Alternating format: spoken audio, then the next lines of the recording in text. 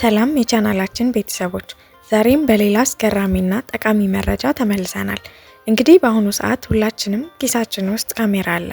በቀን ቁጥራቸው የማይናቅ ፎቶዎችንም እናነሳለን፣ እንነሳለን። እናም አሁን በዋናነት የህፃናት ልጆቻችንን ከዚያም አልፎ የቤተሰቦቻችንን አባላት፣ ፍቅረኞች ወይም ጓደኞቻችንን ማንነት ላለማጋለጥና ሚስጥራቸውን ለመጠበቅ ፎቶ ላይ ፊታቸውን በኢሞጂ መሸፈን የተለመደ ተግባር ነው። እሱ ብቻ አይደለም፣ አስፈላጊ ያልሆነ ፎቶ ከስልካችን ላይ ዲሊት ስናደርግ ለዘላለም የጠፋ የሚመስለን ጥቂቶች አይደለንም። ነገር ግን ዛሬ የምነግራችሁ ነገር ሊያስደነግጣችሁ ይችላል። ምክንያቱም የምትጠቀሙባቸው ኢሞጂዎች ሊነሱ ይችላሉ። የሰረዛችሁትን ፎቶ መቃብር ውስጥ አልገባም። ዛሬ ለዲጂታል ህይወታችን አደጋ የሚሆኑትን ነገሮች በጥልቀት እናያለን። እስከ መጨረሻ አብራችሁን ቆዩ።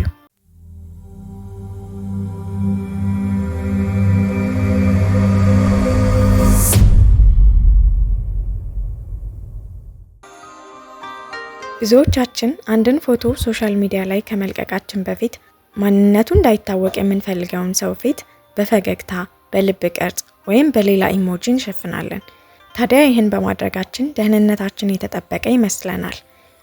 ነገር ግን አሁን ላይ አርቲፊሻል ኢንተለጀንስ እና የኢሞጂ ሪሙቨር ወይም ኢሞጂን የሚያስወግዱ ሶፍትዌሮች ይህንን በቀላሉ እየቀየሩት ይገኛሉ። ይህ እንዴት ሊሆን ይችላል? እነዚህ ሶፍትዌሮች በእርግጥ ኢሞጂውን ፈቅፍቀው አያነሱትም። ይልቁንም ከኢሞጂው ጀርባ ያለውን የቀለም ስብጥር ወይም ፒክሰልስ በጥንቃቄ በማጥናት ያን ሰው ፊቱ ምን ሊመስል እንደሚችል በከፍተኛ ጥራትና ትክክለኝነት ወይም አኪሬሲ ይገምታሉ። ፒክስል ቤን፣ ላይት ፒዲኤፍ እና ኤኒ ኢሬዘር ይህንኑ የሚሰሩ ሶፍትዌሮች ናቸው። አርቲፊሻል ኢንተለጀንስ ወይም ኤአይ በቢሊዮን የሚቆጠሩ የሰዎችን ፊቶች አሳምሮ ስለሚያውቅ ከኢሞጂው ጥግ የሚታዩትን ጥቂት የፀጉር ወይም የቆዳ ምልክቶችን ብቻ አይቶ ሙሉ ፊቱን መልሶ የመገንባት ወይም ሪኮንስትራክት የማድረግ አስገራሚ ችሎታ አለው። ታዲያ የዚህ አደጋው ምንድን ነው?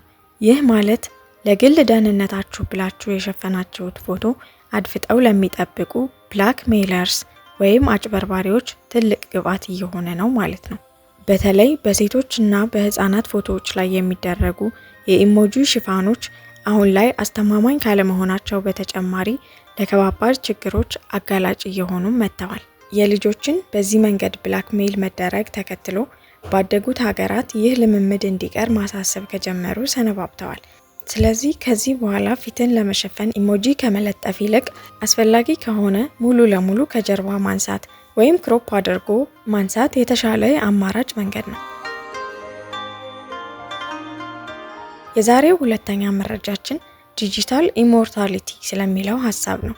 ፎቶዎቻችንን ዲሊት ስንል ምን ይከሰታል? በስልካችሁ ላይ አንድ ፎቶ ዲሊት ስታደርጉ ምን የሚሆን ይመስላችኋል? ከስክሪኑ ላይ ስለጠፋ ብቻ ከስልኩ ጠፋ ማለት አይደለም።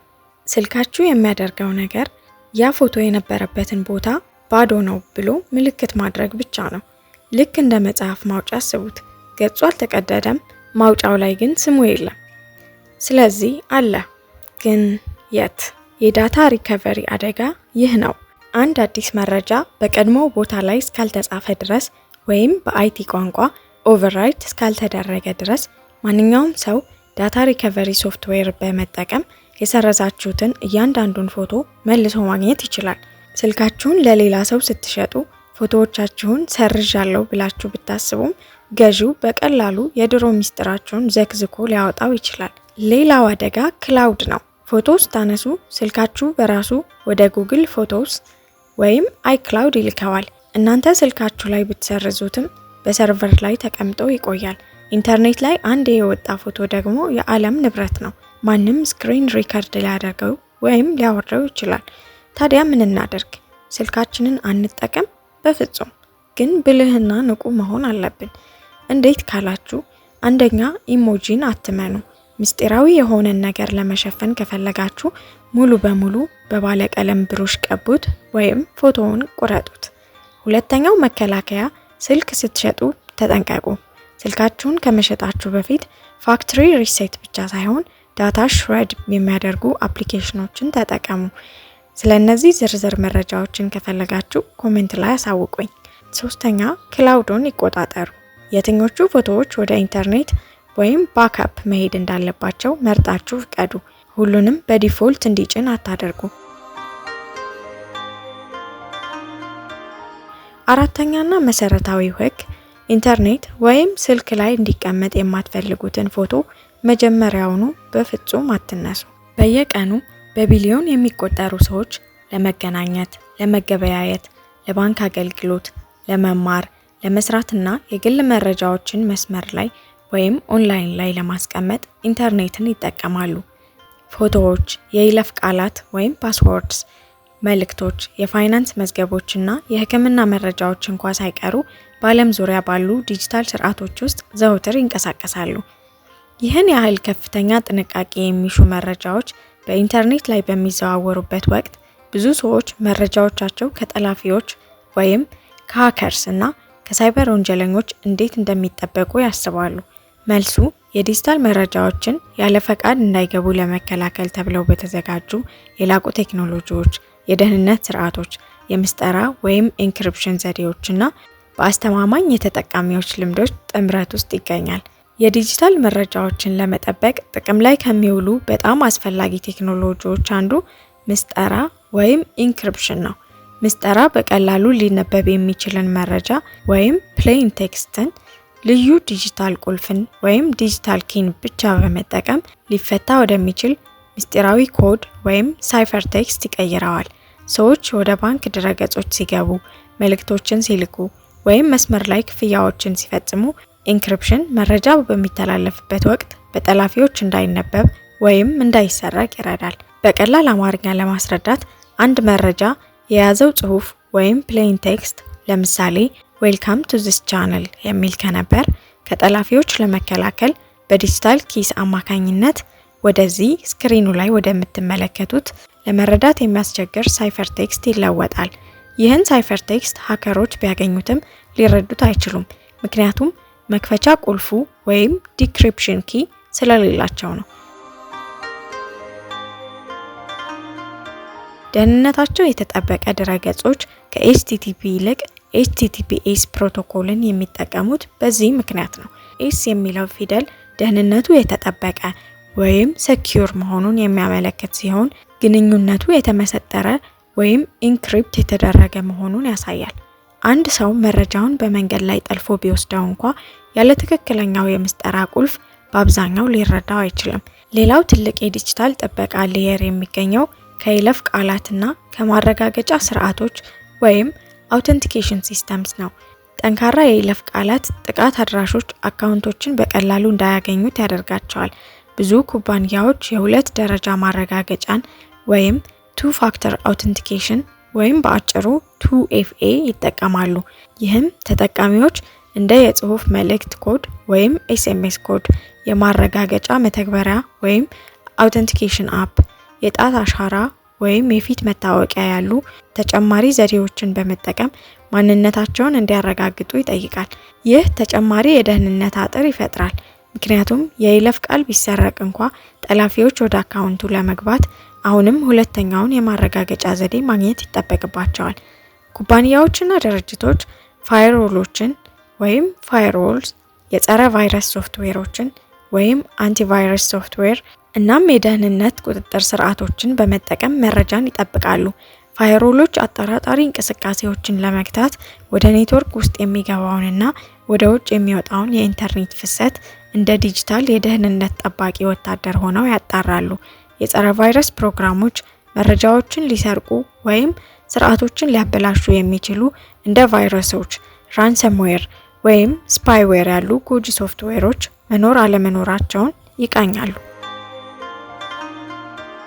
ትልልቅ ድርጅቶች ጥቃቶች ከረው ጉዳት ከማድረሳቸው በፊት ያልተለመዱና አጠራጣሪ ባህሪያትን ለመለየት እናም አውታረ መረቦችን ወይም ኔትወርኮችን ያለማቋረጥ ለመቆጣጠር የላቁ የሳይበር ደህንነት ቡድኖችንና አርቲፊሻል ኢንተለጀንስ ወይም የኤአይ ስርዓቶችን በስፋት ይጠቀማሉ። የክላውድ ማከማቻ ወይም ክላውድ ስቶሬጅ አቅራቢዎችና የቴክኖሎጂ ኩባንያዎችም ለመረጃ ጥበቃ ከፍተኛ ገንዘብና የሰው ኃይል ኢንቨስት ያደርጋሉ። የመረጃ ማዕከላት ወይም ዴታ ሴንተርስ የተመሰጠረ ማከማቻን፣ የመጠባበቂያ ስርዓቶችን ወይም ባክአፕ ሲስተምስ፣ የተገደበ የአካል ንክኪ መግቢያንና ቀጣይነት ያለው ቁጥጥርን ጨምሮ በርካታ የደህንነት ንብርብሮችን ወይም ሌየርስ ይጠቀማሉ። ብዙ ኩባንያዎች ተጠቃሚዎችን አዲስ ከሚከሰቱ የሳይበር አደጋዎች ለመጠበቅ ሶፍትዌሮችን ዘወትር ያሻሽላሉ፣ እንዲሁም የደህንነት ክፍተቶችን ይጠግናሉ። የሶፍትዌር ማሻሻያዎች ወይም አፕዴትስ ጠላፊዎች ሊጠቀሙባቸው የሚችሉትን ደካማ ጎኖች ወይም ደግሞ vulnerabilities የሚዘጉ ወሳኝ የደህንነት ጥገናዎች ወይም security patches ለሚይዙ እጅግ በጣም አስፈላጊ ናቸው። ይሁን እንጂ ቴክኖሎጂ ብቻውን የዲጂታል መረጃዎችን ሙሉ በሙሉ ሊጠብቅ አይችልም። የሰው ልጅ ባህሪ በሳይበር ደህንነት ላይ ትልቅ ሚና ይጫወታል። ብዙ የሳይበር ጥቃቶች ስኬታማ የሚሆኑት ተጠቃሚዎች አጠራጣሪ ሊንኮችን ስለሚጫኑ፣ ደካማ የይለፍ ቃላትን ደጋግመው ስለሚጠቀሙ፣ አስተማማኝ ያልሆኑ ፋይሎችን ስለሚያወርዱ ወይም የግል መረጃዎችን በኢንተርኔት ላይ ያለ ጥንቃቄ ስለሚያጋሩ ነው። የሳይበር ወንጀለኞች በሐሰተኛ መልእክቶች ባዘጋጇቸው ድረገጾች አማካኝነት የሰዎችን ስሜት ለመጠቀም የማህበራዊ ምህንድስና ወይም ሶሻል ኢንጂነሪንግ ዘዴዎችን በተደጋጋሚ ይገለገላሉ። የዲጂታል ግንዛቤና ጥንቃቄ የተሞላበት የመስመር ላይ ባህሪ ደህንነትን ለመጠበቅ አስፈላጊ የሆኑት በዚህ ምክንያት ነው። ቴክኖሎጂ እያደገ በሄደ ቁጥር የዲጂታል ደህንነት ከምንጊዜውም በላይ አስፈላጊ የሆነ መጥቷል። አርቲፊሻል ኢንተለጀንስ፣ ክላውድ ኮምፒውቲንግ እና ዘመናዊ መሳሪያዎች ምቾትን ብቻ ሳይሆን አዳዲስ የደህንነት ተግዳሮቶችንም ይዘው ይመጣሉ። መንግስታት፣ ኩባንያዎችና የሳይበር ደህንነት ባለሙያዎች የዲጂታል ጥበቃ ስርዓቶችን ለማሻሻል ዘውትር ይሰራሉ። ነገር ግን ተጠቃሚዎችን የራሳቸውን መረጃ የመጠበቅ ኃላፊነት አለባቸው። ጠንካራ የይለፍ ቃላትን በመጠቀም የሁለት ደረጃ ማረጋገጫን በማንቃት ሶፍትዌሮቹን አዘውትሮ በማሻሻልና በመስመር ላይ ንቁ በመሆን ሰዎች የሳይበር ወንጀል ሰለባ የመሆን እድላቸውን በእጅጉ መቀነስ ይችላሉ። በአሁኑ ዓለም ዲጂታል መረጃ ሰዎች ካሏቸው እጅግ ውድ ንብረቶች አንዱ ሆኗል። ያንን መረጃ መጠበቅ ከጊዜ ወደ ጊዜ እየተገናኘ በመጣው ዓለም ውስጥ ደህንነትን ለማረጋገጥ የቴክኖሎጂ፣ የግንዛቤ፣ የኃላፊነትና ቀጣይነት ያለው ፈጠራ ጥምረትን ይጠይቃል።